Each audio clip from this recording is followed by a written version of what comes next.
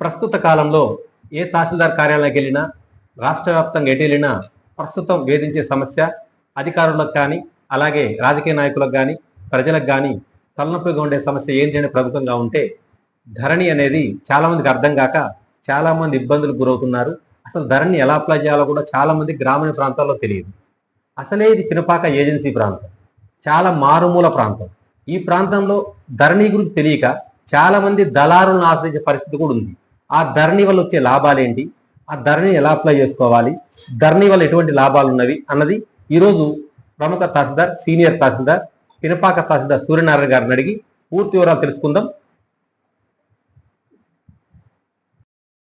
Sir, మేము SD news నుంచి వచ్చాం సార్. ముఖ్యంగా ప్రజల్ని వేధించే సమస్య ఏంటంటే ధరణి సార్. ఏ రైతు దగ్గరికి వెళ్ళినా కూడా ధరణి సమస్యలు విపరీతంగా ఉంటున్నాయి. అసలు ధరణికి ఎలా అప్లై చేయాలి, అది ప్రజల్లోకి వెళ్ళాలంటే మీరు ఎటువంటి చర్యలు తీసుకుంటున్నారు సార్ ధరణి విషయంలో? ఇక్కడ మీరు చెప్పిన ఆ విధంగా చూస్తే ఇది మారుమూల ప్రాంతము, ఏజెన్సీ ప్రాంతము. ఈ మండలము ఎస్టీ ట్రైబల్ దాని కింద ఉన్నది కాబట్టి 1/70 యాక్ట్ అనేది ఇక్కడ పూర్తిగా అమలు కావట్లేదు. వాళ్ళకు కూడా దీని మీద అవగాహన లేదు. యాక్ట్ ఉంది కానీ అవగాహన లేదు. చాలామంది ఇక్కడ భూములు ఏ విధంగా చేసుకోవాలి, వాళ్ళ పట్టాలు ఉన్న భూములు కూడా వాళ్ళ తల్లిదండ్రులు పెద్దలు ఎవరి పేరు మీద అయితే భూమి ఉన్నదో చేసుకోవడం కూడా వాళ్ళకి తెలియదు. ఈ ధరణి ఎందుకో తెలియదు అంటే దీంట్లో క్లియర్గా సామాన్య మానవుడు కూడా అర్థమయ్యే విధంగా లేదని. ధరణి మామూలు వ్యక్తి కూడా చొచ్చుకోపోయే విధంగా ఏదన్నా ప్రవేశపెడితే బాగుందని నా ఉద్దేశం. అంటే వెబ్సైట్ ద్వారా ఎలా అప్లై చేసుకోవాలి సార్? వెబ్సైట్ ఉంది, మన ధరణి వెబ్సైట్ మీ సేవకి ఇచ్చారు కదా, అది చాలా మంది తెలియదు ఇక్కడ. అదే ఇక్కడ ఏంది అంటే చాలా వెనుకబడ్డ ప్రాంతము, అవగాహన తక్కువ. విలేజ్లో ఉన్న చదువుకున్న వాళ్ళకు కూడా ఈ ధరణి మీద ఫోకస్ చేయాలంటే వాళ్ళకు కూడా తక్కువ నాలెడ్జ్ ఉంటుంది. ఎందుకంటే వాళ్ళు క్షుణ్ణంగా ఒకసారి ఆ మాడ్యూల్స్, చాలా మాడ్యూల్స్ ఉన్నాయి. దాంట్లో TM33 అని ఉంటుంది, దాంట్లో 30-40 మాడ్యూల్స్ ఉన్నాయి. TM15 ఉన్నది, దాంట్లో ఒక 20 మాడ్యూల్స్ ఉన్నాయి. ఆ ఒక్కొక్క మాడ్యూల్ గురించి తెలుసుకోవాలంటే ఈవెన్ మనం మాకు కానీ ప్రభుత్వ ఉద్యోగులకు కానీ పూర్తి దాని మీద చేస్తేనే అవగాహన వస్తుంది. అప్పుడు ఇస్తే మనము మామూలు మానవుడు కూడా తెలియాలంటే కష్టంగా ఉన్నది. కానీ ఇప్పుడు మనకు ప్రభుత్వం ఇది మామూలుగా రైతులకు కానీ సామాన్య మానవులు కూడా అందుబాటులో ఉండే విధంగా భూభారతి చేస్తామని అంటున్నారు. మరి అది వస్తే సామాన్య మానవులు కూడా, మామూలు వ్యక్తి కూడా అర్థమయ్యే విధంగా. మరి ఇప్పటికి కూడా ఈ మన పినపాక మండలం చూస్తే దాదాపు 60-70% ఎవరైతే తండ్రులను కోల్పోయి ఉన్నారో వాళ్ళు అప్లై చేసుకోకుండా, ఎందుకంటే దాంట్లో కనీసం 10,000 కూడా వాళ్ళ దగ్గర కట్టే స్తోమత లేదు. ఇప్పుడు వారసత్వ సర్టిఫికెట్లు కూడా డబ్బులు కట్టాల్సి వస్తుంది సార్ మన ధరణిలో? దేనికైనా తీసుకుంటుంది ధరణిలో కంపల్సరీ. ధరణి అంటేనే అది రిజిస్ట్రేషన్, అది తీసుకుంటేనే ఆ సర్వే నెంబర్కు ఎంత ఉన్నదని అదే తీసుకుంటుంది, సిస్టమే తీసుకుంటుంది. ఆ విధంగా దాన్ని రూపొందించింది ఆ యొక్క ధరణిని. మనం ఏం చెప్పనవసరం లేదు. మనం ధరణి ప్రింట్ తీస్తే దాంట్లో అన్ని డీటెయిల్స్ ఉంటాయి. దాని వాల్యుయేషన్ కూడా అదే తీసుకుంటుంది. ఆ వాల్యుయేషన్ ప్రకారంగా ఆ అమౌంట్ కూడా అదే చెప్పేస్తుంది. ఇప్పుడు సపోజ్ తండ్రి చనిపోయిన ఉంటారు సార్, వాళ్ళు ఏ డాక్యుమెంట్స్ ప్రొసీడ్ చేస్తే అది రిజెక్ట్ అయ్యే అవకాశం ఉండకుండా ఉంటుంది? మామూలుగా తండ్రి చనిపోతే అతనికి ఉండబడే ఆ భూమి హక్కు కాగితాలు, ఏది ధరణి పాస్బుక్, గతంలో ఉన్న పాస్బుక్, అవి కూడా లేదు అంటే గతంలో వాళ్ళ నాన్న వాళ్ళ తాతల నుంచి వచ్చింది అనుకో, మన ఎంఆర్ఓ ఆఫీస్లో హాని రికార్డు ఉంటాయి. చేతివారు కానీ, కాసులా కానీ, తర్వాత 64-65 పహాని, 70-71, 80-81, 1991, తర్వాత 2000-2001, ఈ విధంగా 5 సంవత్సరాలు 10 సంవత్సరాలకు ఒక పాని తీసుకొని వాళ్ళు చనిపోయిన సర్టిఫికెట్, వాళ్ళ వారసుల సర్టిఫికెట్, ఫ్యామిలీ మెంబర్ సర్టిఫికెట్ పెడితే అందులో ఎవరికైతే చేయాలో వాళ్ళకి చేయడానికి మనకు వీలుంది. ఈ ధరణిలో ఇంత ప్రాసెస్ వాళ్ళకి తెలియాలంటే ఇక్కడ తెలియదు. సామాన్య మానవునికి ఏం తెలుస్తుంది ఇదంతా? రైతులు కూడా అవగాహన విలేజ్ లో కల్పించడం కూడా తక్కువ ఉంటుంది. రెవెన్యూ తరఫున ఒక వ్యక్తి కనుక విలేజ్ లో ఉంటే వాళ్ళు విలేజ్ లో అతన్ని అడిగి తెలుసుకునే అవకాశం ఉంటుంది. అది మెయిన్ గా ఇక్కడ ఇప్పుడున్న వ్యవస్థలో చాలా లోటు కనిపిస్తుంది.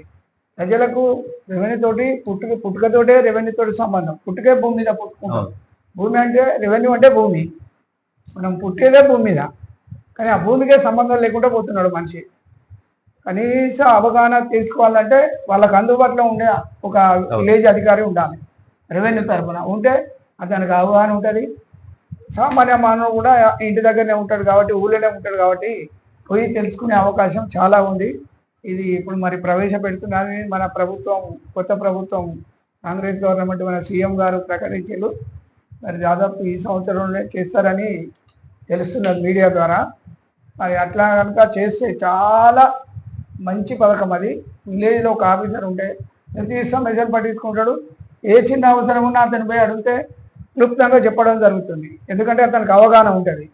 భూములు ఎట్లా చేయాలి, చనిపోతే ఎట్లా చేసుకోవాలి, ఏమేమి సర్టిఫికెట్లు పెట్టాలి, ఎక్కడికి పోవాలి అనేది కూడా మనకు క్షేత్రస్థాయిలోనే ఈ సమస్యను వాళ్ళకు అవగాహన కల్పించడానికి చాలా అవకాశం ఉంటుంది. ఇది మంచి పథకము. ఇది కనుక ప్రభుత్వం కనుక ప్రవేశపెడితే మనం ధన్యవాదాలు తెలపవలసిందే. వాళ్ళకు ఒక విలేజ్లో రెవెన్యూ ఆఫీసర్ ఉంటే ఏ వ్యక్తికైనా ఏ టైంలో అయినా కూడా చాలా అవసరం, అతి ముఖ్యం.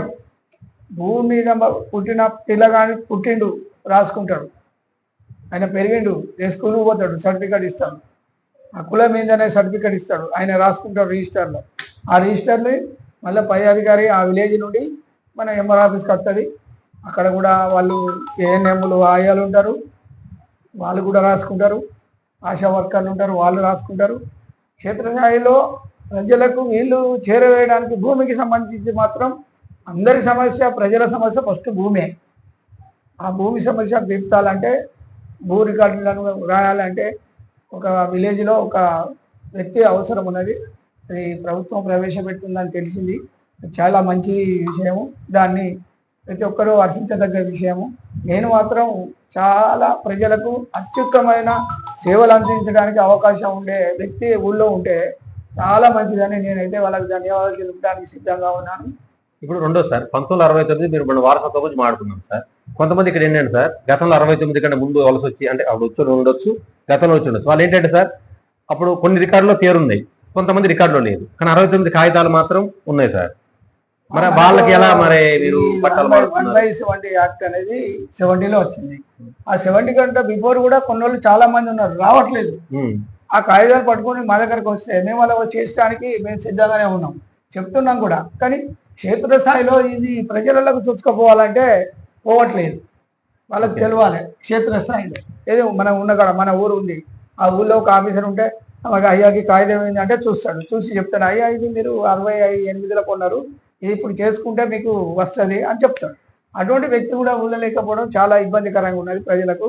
ఆ కాగితాలు ఉండి కూడా ఏం పని చేయకుండా వాళ్ళు ఏడికి పోవాలో తెలియకుండా అయోమయంలో ప్రజలు ఉన్నారు. కానీ ఈ విధంగా చేస్తే మాత్రం చాలా మంచిది, వాళ్ళకు కూడా చాలా ఉపయోగపడుతుంది. దాదాపుగా మేము కూడా ప్రజలకు చెప్తున్నాం విలేజ్లో, కానీ సర్పంచ్ లేరు, వ్యవస్థ లేదు, ఆ గ్రామ వ్యవస్థ లేదు. ఆ పటివారి ఎందుకు చెప్తాడు భూమి గురించి, వాళ్ళకి ఏం తెలియదు. మేము పోయినప్పుడు కాస్త కూర్చో పెద్ద మనుషులు వస్తే వాళ్ళకి చెప్తున్నాం, వాళ్ళని ఉంటే రమ్మనండి, చనిపోతే వాళ్ళ సర్టిఫికేట్ తీసుకోమనండి, వాళ్ళకు మేము పట్టాలు మార్పు చేస్తామనే ప్రతి విలేజ్కి పోతే ప్రతి విలేజ్లో ఎల్డర్స్ మాత్రం మేము చెప్పడం జరుగుతుంది, మా వంతు కర్తవ్యంగా. కొద్దిమంది అయినా 10 మంది అయితే ఇంకో 10 మందికైనా చెప్పగలుగుతారు అనే ఉద్దేశం పడి మేము కూడా ప్రజలకు అవగాహన కల్పించడానికే ఎక్కువ ప్రిఫరెన్స్ ఇస్తున్నాం. గ్రామాలకు పోయినప్పుడు పెద్ద మనుషులను కనుగొనడం జరుగుతుంది, వాళ్ళకు కూడా ఈ విషయం చెప్పడం జరుగుతుంది. కానీ వాళ్ళ దగ్గరికి మనుషులు ఎందుకు పోతారు? గ్రామంలో ఒక అధికారి ఉంటే అధికారి ఉన్నాడు కదా అని పోతారు. కానీ ఒక పెద్ద మనిషి దగ్గర పోతే ఆయన లోపల చేస్తాడు, మనను ఏలన చేస్తాడు అనే భావన ఉంటుంది గ్రామాలలో. దానివల్ల కూడా వాళ్ళు అవగాహన లేక చాలా మంది ఆ కాగితాలు, కొంతమంది చినిగిపోయి చెత్త బుట్టలు పడిపోయిన కాగితాలు కూడా ఉన్నాయి, అట్లా 100ల సంఖ్యలో ఉన్నాయి. కానీ ఈ పథకం పెట్టడం మొత్తం చాలా మంచిది, ప్రజలు చాలా మేలు జరుగుతుంది. గ్రామ స్థాయిలో రెవెన్యూ ఉంటే, ఒక అధికారి ఉంటే గ్రామంలో ఏం జరిగినా కూడా ప్రతి ఒక్కటి పై అధికారులకు తెలియజేసే వ్యవస్థ ఇమీడియట్లీ అక్కడ జరగంగానే, ఇవాళ రేపు మనకు ఫోన్లు ఉన్నాయి, ఫోన్ల ద్వారా ఇమీడియట్లీ అక్కడ జరగంగానే ఇక్కడ తెలిసిపోతుంది. మాకు వస్తే మేము ఇమీడియట్లీ కలెక్టర్కి పెట్టేస్తాం. ఆ విధంగా అతి తొందర ఏ విషయంలో ఎంత మారుమూల గ్రామం అయినా కూడా నెట్వర్క్ అయితే ఉంటుంది, ఏదో ఒక నెట్వర్క్ అయితే ఉంటుంది, సెల్ నెట్వర్క్. దాని ద్వారా మనకు వాట్సాప్ పెడితే మేము కూడా ఇమీడియట్లీ కలెక్టర్కు రిపోర్ట్ చేయడానికి మాకు ఆస్కారం ఉంటుంది. గ్రామ స్థాయిలో రెవెన్యూ అధికారిని నియమిస్తే ప్రజలకు చాలా అనుకూలంగా ఉంటుందని నా సదాభిప్రాయం. రెండోది సార్, ఇప్పుడు మనం భూములు మార్చుకోవడం ఒక ఎత్తు అయితే, తహసీల్దార్గా ఇది ప్రభుత్వ భూములు కాపాడటం అన్నది మీ ప్రముఖ లక్షణం సార్. ఇక్కడ మీరు ప్రభుత్వ భూములు రక్షించడానికి ఎటువంటి చర్యలు తీసుకుంటున్నారు? మీరు ఒక మండల మేజిస్ట్రేట్ గా. దాదాపు అంతకుముందు నాకు తెలియదు, నేను వచ్చిన సంది అయితే ఇక్కడ ప్రభుత్వ భూములు చాలా ఉన్నాయి. చాలా మంది చేతులలో కల్టివేషన్ అవుతున్నాయి. అంటే మన వంతు సహకారంగా నేను వచ్చినప్పుడు ఒక 5 కేసులు ప్రభుత్వ భూములు తీసుకోవడం జరిగింది. నేను వచ్చిన పీరియడ్లో, ఈ 6 నెలల పీరియడ్లో. దానికి కూడా కలెక్టర్ గారు కూడా రిపోర్ట్ చేయడం జరిగింది. కలెక్టర్ గారు కూడా స్పందించి దాన్ని ఫెన్సింగ్ వేసడానికి కూడా వాళ్ళు బడ్జెట్ కూడా ఇస్తా ఉన్నారు. త్వరలో బడ్జెట్ వస్తే వాటికి కూడా సెక్యూరిటీ కోసం పోల్స్ వేసి ఫెన్సింగ్ చేయాలని అనుకుంటున్నాం. ఇంకా ఉన్నాయి, మనకు ఇంకా చేయడానికి ఉన్నాయి. వాటిని ఒక్కొక్కటి డిస్టర్బెన్స్ లేకుండా, కొట్లాట లొల్లులు బాగా అవుతున్నాయి. ఆ పోలీస్ ప్రొటెక్షన్ తీసుకొని కూడా చేయవలసిన అవసరం వస్తుంది. ఇంతకుముందు గతంలో కూడా 2 అట్లనే చేశాము. ఉదాహరణకు చేగర్శిలలో ఒక చెరువునే ఆక్రమించింది. పూర్తిగా ఒక చెరువును ఆక్రమించిండు.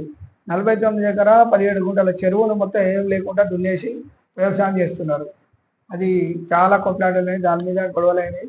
పోలీస్ ప్రొటెక్షన్ తీసుకొని ఇప్పుడు బడ్జెట్ కూడా శాంక్షన్ అవుతుంది. దానికి ఫెన్సింగ్ చేయడానికి రెడీ ఉన్నాం. అంటే చెరువు ఏర్పాటు చేస్తారా సార్? ల్యాండ్ చెరువు ఉంది, కట్ట ఉంది, తూము ఉన్నాయి, కానీ భూమి మాత్రం లేకుండా మొత్తం దున్నేసింది. ఓకే. నీళ్ళు ఆగకుండా చెరువు తూము తీసేసి భూమి చదును చేసేసి వ్యవసాయం చేస్తున్నారు. అది మళ్ళీ సెటిలర్స్, స్థానికులు కాదు. ఆ కొత్తగా ఏర్పడ్డ విలేజ్ అది చేగర్శల. మీకు కూడా తెలుసు, ఇక్కడ ప్రజలందరూ తెలుసు. ఇక్కడ లోకల్ అక్కడ స్కూల్కి ఇచ్చాము, స్కూల్ కూడా ఉంది. అది ఇప్పుడు ఫినిషింగ్ వేయడానికి మేము దానికి బడ్జెట్ రాశాము. కలెక్టర్ గారు కూడా పోయిన కలెక్టర్ గారు ప్రియాంకాల మేడం దానికి బడ్జెట్ కూడా శాంక్షన్ చేస్తానని లెటర్ కూడా పెట్టారు. ఇన్స్పెక్షన్ కూడా చేయమన్నారు. ఐబీ వాళ్ళు ఇన్స్పెక్షన్ చేశారు. దానికి 5,25,000 దానికి ఫెన్సింగ్ను పోల్లకు అయితే అని ఎస్టిమేషన్ కూడా ఐబీ వాళ్ళు ఇచ్చారు. దాన్ని కూడా కలెక్టర్కు నివేదిక పంపించడం జరిగింది. ఈ వారమో వచ్చే వారమో బడ్జెట్ కూడా శాంక్షన్ అవుతుంది. దాన్ని ఫెన్సింగ్ వేసి పోల్స్ పాతి ఫెన్సింగ్ వేసి హ్యాండ్ ఓవర్ చేసుకోవడానికి. పక్కన కూడా ఇంకో చెరువు ఉంది, అదొక 38 ఎకరాలు ఉంది. దాన్ని కూడా ఈ వర్షాకాలం చేయబట్టి మనకు కొన్ని ఇబ్బందులు ఉన్నాయి. దిగకపోవడం, దాన్ని కొలవాలంటే మనకు ఇబ్బందికరంగా ఉన్నది. కాబట్టి వచ్చే ఒకవేళ మనం వీడుంటే నెక్స్ట్ ఈ క్రాప్ సీజన్ అయిపోయిన తర్వాత దాన్ని కూడా మేము తీసుకోవడానికి సిద్ధంగా ఉన్నాం. రెండోసారి మీరు వచ్చిన తర్వాత ఒకటి ఎలక్షన్ మూమెంట్, రెండోది వచ్చేసి మీరు వచ్చినామంటే వరదలు వచ్చినాయి. ఎక్కడ చూసినా నాకు తెలిసి గోదావరి ఎక్కిన పరిస్థితి వచ్చింది. అంటే 3వ ప్రమాద హెచ్చరిక స్థాయి ప్రకటించింది. మీరు ఆ టైంలో మీరు ఎటువంటి చర్యలు తీసుకున్నారు సార్? గ్రామస్తులకు ఎటువంటి కార్యక్రమాలు చేశారు? మేము గతంలో ఏవైతే వరదలు వచ్చినప్పుడైతే ఏవైతే ప్రికాషన్స్ బిఫోరే ఉన్నాయి కాబట్టి మనకు అంత ఇబ్బంది ఏం కలగలేదు. దాన్ని బట్టే కలెక్టర్కు నివేదిక పంపించడం జరిగింది. ఒకవేళ వరదలు వస్తే ముందుగా ఎదుర్కోవడానికి ఏమేమి కావాలి అన్ని డిపార్ట్మెంట్లను కూడా సమన్వయం చేసి వాళ్ళందరినీ కూడా సిద్ధపరచడం జరిగింది. మనకు ఇక్కడ 5 రిహాబిలిటేషన్ సెంటర్లు గతంలో పెట్టిండు, ఒక్కటి మాత్రం మార్చడం జరిగింది. అది కొద్దిగా ఇబ్బందికరంగా ఉన్నది, కంజెస్ట్గా ఉన్నదని ఆ యొక్క సెంటర్ను మార్చడం జరిగింది. మొత్తం 5 రిహాబిలిటేషన్ సెంటర్లు ఇక్కడ గుర్తించడం జరిగింది. మన కలెక్టర్ ఆదేశాల ప్రకారంగా వాళ్ళకు భోజన వసతులు కల్పించడానికి పొద్దున టిఫిన్, మధ్యాహ్నం లంచ్, సాయంత్రం డిన్నర్ కోసం మహిళా సంఘాలకు ఇవ్వమని ఆదేశాలు ఇవ్వడం జరిగింది. అదేవిధంగా మహిళా సంఘాలను కూడా మేము ఏపీఎం గారితో మాట్లాడి వాళ్ళని కూడా సిద్ధం చేయడం జరిగింది. ఒకవేళ విపత్తు వస్తే ఏ విధంగా ఎదుర్కోవాలి, రెయిన్ కోట్లు కానీ, టార్చ్ లైట్లు కానీ, లైఫ్ జాకెట్స్ కానీ, ఇవన్నీ కలెక్టర్ గారికి ఎంత పడుతుంది అనేది కూడా కలెక్టర్ గారికి నివేదించడం జరిగింది. అన్ని శాఖలు కూడా సమన్వయం చేయడం జరిగింది. వాళ్ళతో కోఆర్డినేషన్ మీటింగ్ కూడా పెట్టడం జరిగింది. ఎన్ఆర్ఐస్ వాళ్ళు కూడా మీకు కూడా తెలుసు, మొన్న పోయిన నెలలో ఎల్సిరెడ్డిపల్లిలో వాగుల పడి కొట్టుకొని పోయిన శవం కూడా మనకు దొరకలేదు. దాదాపు గోదావరిలో పోయిందనే అందరూ అనుకుంటున్నాం. అది దురదృష్టకరం. నేను వచ్చినాక జరిగిన ముఖ్య సంఘటన అది నా పీరియడ్లో. అది అతను తాగి చేపలకు పోయి అందులో దిగిండు, కలవట్లో అందులో పడి కొట్టుకపోయిండు. 2 దిగిండు, ఒక అతను వచ్చిండు, ఒక అతను వెళ్ళిపోయిండు. ఎక్కడ పోయినా దొరకలేదు. ఎన్డీఆర్ బృందాలు కూడా వాళ్ళు వచ్చిండు, పాపం బాగానే కష్టపడ్డారు, అయినా మనకు ఫలితం లేకుండా పోయింది. వరదలు వస్తే కూడా ప్రికాషన్ తీసుకోవడానికి ముందు జాగ్రత్త చర్యగా మనకు ఇప్పుడున్న కలెక్టర్ గారు అందరినీ ముందుగానే ఉత్తేజపరిచి ఏమేమి కావాలి, వాళ్ళకి ఏ విధంగా కావాలి అనేది కూడా సార్ ప్రతి ఒక్కటి క్షుణ్ణంగా చెప్పడం జరిగింది అధికారులకు. ఆయన ఆజ్ఞలు కూడా అందరూ కూడా తూచా తప్పకుండా పాటిస్తామనే కలెక్టర్ గారికి తెలపడం జరిగింది. రెండో విషయం సార్, మీరు కొంచెం అంటే ప్రజలు వచ్చినప్పుడు అంటే ప్రజలతో సానుకూలంగా స్పందిస్తున్నారా? అంటే మీ పరంగా అంటే మీరు గతంలో అంటే ప్రజలకు సానుకూలంగా ఉంటున్నారా, లేకపోతే ప్రజలకు ప్రతి సమస్యను వింటున్నారా, వాళ్ళకి సానుకూలంగా జవాబు చెప్తున్నారా? ప్రజలు వాళ్ళకు ఇప్పుడు మీరున్నప్పుడే దాదాపు ఇప్పుడు ఒక 5 వచ్చారు. అవును, అయ్యేది అవుతుంది అని చెప్తున్నాము, కాదేది మళ్ళీ వాళ్ళకి ఆశలు కనిపించడం మన ఉద్దేశం కాదు. అంటే చాలా మంది ఏంటంటే తహసీల్దార్ గారు కొంచెం మొండిగా ప్రవర్తిస్తారు, పర్ఫెక్ట్ గా ఉంటారా లేదా అట్లా కావాలంటారా అన్నది ఒక సమస్య. మీరు అడిగిన క్వశ్చన్కు మీరు ఒక కాగితం తెచ్చిండు, దానికి ఏమున్నది రికార్డ్ చూడాలంటే దాని పరంగా ఇప్పుడు ఇంతకుముందు ఒక ఆమె వచ్చింది బీసీ, మా అమ్మగారు నాకు పెళ్లిలో కట్నం కింద ఎకరం భూమి ఇచ్చిండు, అది నాకు పట్టా చేయాలని వాళ్ళు రావడం జరిగింది. అమ్మ బీసీలకు ఇక్కడ చేయడానికి లేదు, మనకు అవకాశం లేదు, ఇది 1/70 యాక్ట్, ట్రైబల్ యాక్ట్, మనం బీసీలు చేయడానికి ఇంకా మనకు రాలేదు, అది వచ్చినప్పుడు మేము చేస్తాం, కానీ ఇప్పుడు మాత్రం మనకు వీలు లేదు అని చెప్పడం జరిగింది. అదేవిధంగా సూటిగా చెప్పే వరకు వాళ్ళకి బాధ అనిపిస్తుంది. మాయమాటలు చెప్పడం మనకు రాదు, సూటిగా చెప్పడం వచ్చు. అమ్మ నీకు కాదు, ఇప్పుడైతే కాదు, తర్వాత అవకాశం ఉన్నప్పుడు పెట్టుకో అమ్మ వస్తుందని ఆ విధంగా చెప్పే వరకు వాళ్ళు హర్ట్ అవుతున్నారు. మరి గతంలో ఎట్లా చేసిందో తహసీల్దార్ మరి మనకు తెలియదు. నేను మాత్రం అబద్ధాలని చెప్పడం నాకు రాదు, ఏదున్నా ముందే మాట్లాడతాను, చాటుగా మాట్లాడడం కూడా రాదు నాకు. చాటుగా నేను ఏదైనా కోపం వచ్చినా కూడా ముందే అనేస్తాను, మళ్ళీ అప్పుడే మర్చిపోతాను. నన్ను కోపంగా మాట్లాడినా పర్వాలేదు, వాళ్ళకు కూడా నేను సానుకూలంగానే స్పందించి అమ్మ అవుతుంది అని చెప్తాను, ఈ విధంగా పో, ఇక్కడ కాగితం తెచ్చుకో, అక్కడ అప్లై చేసుకో అని చెప్తాను. కానీ మాత్రం సూటిగా చెప్పేవారు అబ్బా సారు మాకు ఇట్లా కాదని చెప్పిండు, కాదని చెప్పడం కూడా తప్పే అవుతుంది. ఇక్కడ కాదని చెప్పడం కూడా తప్పే అవుతుంది ఒక విధంగా. డైరెక్ట్ చెప్పేస్తున్నారు, అది ప్రజల్లోకి ఏ విధంగా వెళ్తుంది అన్నది అందుకే కారణం కూడా. అయితే కావాలని వాళ్ళేదో మనకు దోషులు కాదు, మనకు పగోళ్ళు కాదు, మండల ప్రజలంటే అందరు సమానమే. మనం ఉన్నట్టు చెప్పే వరకు వాళ్ళు అట్ట అవుతున్నారు. అంతకుముందు వాళ్ళు చేస్తా అనేది ఇప్పుడు సార్ ఎందుకు చేస్తా అంటే చట్టం ఆ విధంగా ఉంది. మనం చేస్తే పై అధికారులు మనకు మెమోలు ఇస్తున్నారు, చార్జ్ మెమోలు ఇస్తున్నారు. మరి చట్టం లోబడి మనం పని చేయాలి, చట్టాన్ని అధిగమించి పని చేయలేము కదా. అసలు మండల మేజిస్ట్రేట్ అయినా మండలం ఉన్న ప్రజలు అందరూ సమానులే, ఎవరు వచ్చినా సమాధానం చెప్తాం. కానీ కొందరికి అట్లా చెప్పే వరకు కొందరికి భావన ఎట్లుంటుంది అంటే అబ్బా ఈసారి ఏంది ఇట్లా చెప్తున్నాడు, కాదు అని రాకు అని చెప్తున్నాడు అని ఆ విధంగా భావిస్తున్నారు. ప్రజలు కూడా మనకు నైబర్స్ కూడా చెప్తుంటారు ఊళ్ళో ఏం జరుగుతుంది, ప్రజలు కూడా అట్లా ఊళ్ళో కొంతమంది అనుకుంటారని కూడా మాకు తెలిసింది. కానీ దయచేసి అటువంటి అపోహలు పెట్టుకోకండి. ఎవరు కూడా చట్టానికి లోబడి ఏదైనా చెప్తాం. చట్టంలో మీకు ఏ కొంత కోశాన ఇసుమంతా కూడా మీకు అవకాశం ఉంటే దాన్ని తప్పనిసరి నేను ఉపయోగించుకొని ఏదైనా ప్రజలకు చేయడానికే మేము ఇక్కడ ఉన్నాం. ప్రజలతోటే మా సంబంధం ముడిపడి ఉంటుంది. రెండో సార్, మీ మీద వచ్చారంటే ప్రధానంగా బయట వచ్చే ఆరోపణ ఏంటంటే కుల ధృవీకరణ పత్రాలలో ఎస్సీలు కొంచెం లేట్ చేస్తున్నారు, వాళ్ళ క్రిస్టియన్స్ అని మీరు గుర్తిస్తున్నారు అని ఒక ఆరోపణ బయట నడుస్తుంది. ఆ ఆరోపణలో నిజం ఉందంటారా?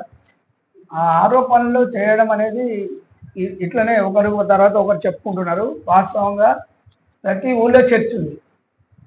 మా విద్యార్థులకు ప్రతి చెప్తున్నాను, అందరికి ఎవరు చర్చికి పోతలేరని రాస్తున్నారు. మా చర్చికి పోయేటోళ్ళు ఎవరు? ప్రతి ఊళ్ళో చర్చ్ ఉంది, చర్చికి పోయేటోళ్ళు ఎవరు అని వాళ్ళకు చెప్పడం జరిగింది. దాన్ని కొద్దిగా గట్టిగానే వాళ్ళకు మందలించడం జరిగింది. ఆ విషయంలో వాళ్ళు మళ్ళీ స్పందించి చెక్ చేసి రాస్తున్నారు. ఇప్పటి వరకు ఒక్కటి కూడా చర్చికి పోయిన సర్టిఫికేట్ ఇప్పటి వరకు రాయలే. నేను వచ్చిన మన మండలం నుంచి లేదంటారా? మరి మండలంలో ప్రతి ఊళ్ళో చర్చ్ ఉంది, మరి ఎవరు పోతున్నారు? మన బీసీలు పోతున్నారు, ఎస్టీలు పోతున్నారు, అందరు పోతున్నారు చర్చికి. కానీ ఒకరు కూడా పోతున్నారని అంటే చర్చికి పోయినట్టయితే వాళ్ళకి కొంచెం లాభం ఉందా సార్, నష్టం జరిగే అవకాశం ఉంది? వాళ్ళు చర్చికి పోతే మనకు గవర్నమెంట్ లో బీసీఈ సర్టిఫికేట్ అని ఉంటుంది, అది ఇవ్వాలి. ఎవరైనా పోనీ కన్వర్టెడ్ క్రిస్టియన్ కింద ట్రీట్ చేయబడుతుంది. బీసీఈ అనే సర్టిఫికేట్ ప్రభుత్వం కల్పించింది, ఆ సర్టిఫికేట్ ఇవ్వాలి వాళ్ళకి. కానీ ఎస్టీలు కూడా చర్చికి పోతే వాళ్ళకి ఎస్టీ సర్టిఫికేట్ ఇస్తున్నాం. మరి అది మనం బట్టలు ఇచ్చేవాడు గుర్తిస్తాం కదా సార్, చర్చిలో మీరు బట్టలు ఇచ్చేవాడుగా చర్చిలో మీరు తీసుకుంటుంటారు, మరి ఆ లిస్ట్ మీరు ఆ లిస్టును కూడా మా క్షేత్రస్థాయి అధికారులు ఆర్ఐలు ఇవ్వాలి కదా, ఓకే ఆ లిస్టులు కూడా ఇంతవరకు ఇవ్వమని నేను 6 నెలలు అని చెప్పి ఇప్పటి వరకు కూడా ఇవ్వాలి. ఓకే ఈవెన్ అంతేందుకు మన పక్కనే ఉంది చర్చి, మరి అందుకు ఎవరు పోతారు, ఆ లిస్టు కూడా ఇంతవరకు రాలేదు. ఓకే దాని మీదనే వాళ్ళకి ఆర్చిగా చెప్పడం జరిగింది. అని కూడా ఎందుకంటే సార్ దీని మీద మేము ప్రజలు కరెక్ట్ గా ఎందుకు మన వ్యూయర్స్ అందరూ కూడా మినిమం 2000-3000 వ్యూయర్స్ చూస్తారు, వీళ్ళందరూ కూడా మీ వాయిస్ తెలియాలని ఉద్దేశించి ప్రశ్న అడిగిన ఉన్నాడు మిమ్మల్ని. మీరు అడగడం తప్పంటలేను, మీరు అడిగితేనే ఇది ప్రజలలోకి పోతుంది, దాని మీద అవగాహన కూడా వస్తుంది. బీసీఈ సర్టిఫికేట్ చర్చికి పోతే బీసీఈ సర్టిఫికేట్ ఇస్తాం. ఎవరు పోని, ఏ బీసీ పోని, ఎస్టీ పోని, ఓసీ పోని, ఎవరైనా పోని, ఆ సర్టిఫికేట్ ఇవ్వడానికి గవర్నమెంట్ ల్యాబొరేషన్ కల్పించింది. మరి దాన్ని ఉపయోగిస్తలేము మనం. ప్రతి ఊళ్ళో చర్చ ఉంది, మరి ఎవరు పోతలేరంటే ఎవరు పోతున్నారు, దాన్ని గుర్తించాలి కదా. పోయే వాళ్ళని కూడా గుర్తించమని కొద్దిగా వాళ్ళకి ఆర్చిగా చెప్పడం జరిగింది. దాని మీద జాప్యానికి గల కారణం ఏంటి అంటే చర్చికి వెళ్తున్నారా లేరా అనేది ఒక రోజు 2 రోజులు అంతే. అంతే తప్పితే నెలల తరబడి సర్టిఫికేట్ పెట్టుకుంటే మనకు వచ్చేది ఏం లేదు. ఎందుకంటే బయట సమస్య నడుస్తుంది సార్, ఎందుకంటే తహసీల్దార్ వచ్చిన తర్వాత చర్చి వెళ్తే ప్రముఖ స్థానం వహిస్తున్నారు. అది గత నెలలో వచ్చింది, దాన్ని కూడా పరిశోధన చేశాను, వాళ్ళకు కూడా చెప్పాను. ఇంతవరకు ఒక చర్చి లిస్ట్ కూడా రాలేదు, వీళ్ళు ఒక్కరు కూడా చర్చి పోతానని రాయాలి. ఇక్కడ మన దగ్గర ముస్లిం కమ్యూనిటీ దూదేకులు అంటారు, చర్చి పోతారు, వాళ్ళు మనకు బీసీ ఇవ్వమంటారు. బీసీబీ వస్తుంది దూదేకుల అంటే, దూదేకుల అంటే బీసీబీ, వాళ్ళు చర్చి పోవద్దు, పోకూడదు. మరి వాళ్ళు అల్లాని పూజిస్తారు, ఇంట్లో అల్లా ఫోటో పెట్టుకుంటారు, అల్లాని పూజిస్తారు. మనం బీసీబీ సర్టిఫికేట్ ఇవ్వాలంటే ఎట్లా ఇస్తాం, లయబిలిటీస్ అది లేదు కదా.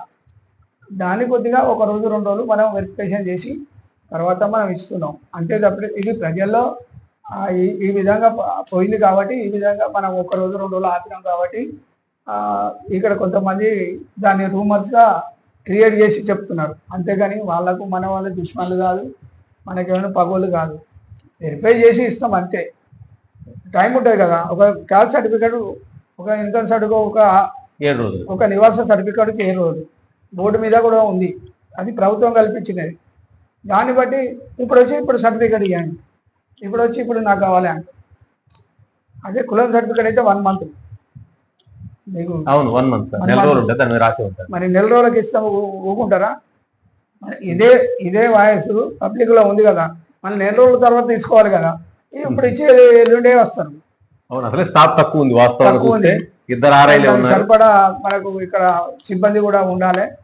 మనం నెల రోజులు మనం ఎప్పుడు సర్టిఫికేట్ ఇవ్వలేదు అంటే, వారం ఎంత లేట్ అయినా కూడా వారం రోజుల్లో ఏ సర్టిఫికేట్ అయినా క్లియర్ చేసేస్తున్నాం దాదాపుగా.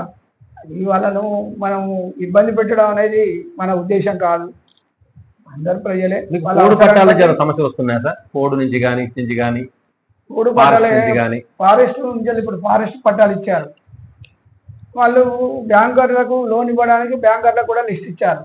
మళ్ళీ వాళ్ళని ఇబ్బంది పెట్టుకుంటూ అగ్రికల్చర్ ఆఫీసర్ అని, ఎండిఓ అని, ఎంఆర్ఓ అని మళ్ళీ వాళ్ళు పంపుతున్నారు. ఇది మాత్రము వాళ్ళు చేయవలసిన పని కాదు. ప్రభుత్వం వాళ్ళకి కల్పించింది, ఆన్లైన్లో ఉంది, ఆన్లైన్లో చూసుకొని ఇవ్వాలి. వానికి ఆయన పేరు ఉందా లేదా, పాస్బుక్ ఉన్నది, నంబర్ ఉన్నది, అన్నీ ఉన్నాయి, అది చూసుకొని ఇవ్వాలి. ఆ బ్యాంకు మేనేజర్లు కూడా ఈ ప్రజలను ఇబ్బంది పెట్టడం అది మంచి పద్ధతి కాదు. వాళ్ళ పద్ధతి మార్చుకోవాలని దయచేసి నేను మీ ముఖంగా వాళ్ళకి తెలియజేస్తున్నాను. మై పర్సనల్ రిక్వెస్ట్, బ్యాంకర్స్ ఎక్కడో ఉంటారు, వాళ్ళని పాపం ఇబ్బంది పెట్టుకుంటా ఎండిఓ దగ్గరకు, అగ్రికల్చర్ ఆఫీసర్ దగ్గరకు, ఎంఆర్ఓ దగ్గరకు అని ఇబ్బంది పెడుతున్నారు. అది మాత్రం కరెక్ట్ కాదు.